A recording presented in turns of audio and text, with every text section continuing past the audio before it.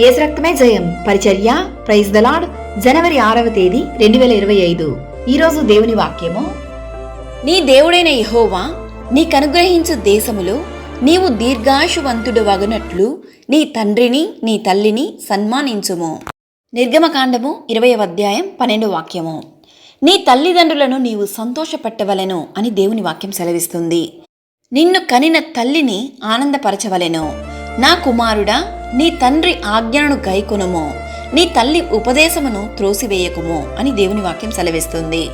తన తండ్రినైనను తల్లినైనను కొట్టువాడు నిశ్చయముగా మరణశిక్ష నొందును.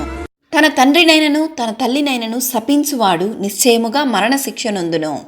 తల్లిదండ్రులను గౌరవించని ఆదరించని పిల్లలకు ఈ వాక్యం ద్వారా దేవుడు హెచ్చరిస్తున్నాడు.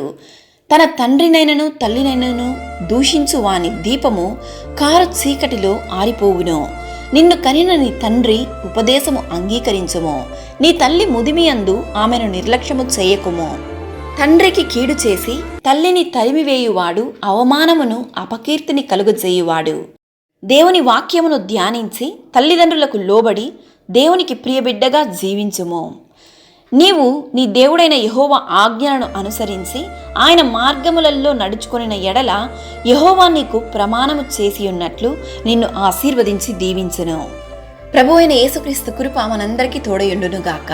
ఆమేన్. God bless you.